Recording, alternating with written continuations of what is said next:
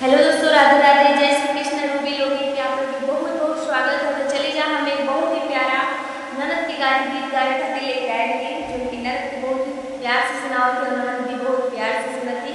तो आप लोग बहुत ही प्यार से सुनी और फुल वॉच करके सुनी और बताएं कि कैसा लगा गाना, कमेंट में जरूर बताएं और लाइक करिए, सब्सक्राइब करिए सभी चैनल पर नया बाटे। तो चलिए जब समझ जाए।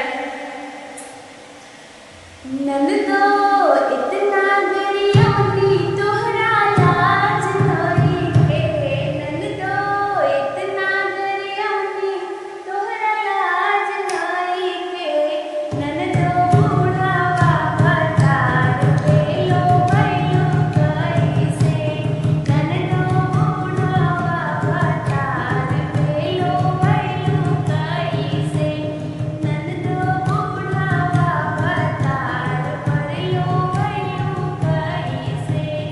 सोलह के उमरिया में फैशन देखावेलू, सोलह के उमरिया में फैशन देखावेलू, चढ़ल जवानी अपन बुढ़वे पे लुटावेलू, चढ़ल जवानी अपन बुढ़वे पे लुटावेलू, ननदो सबे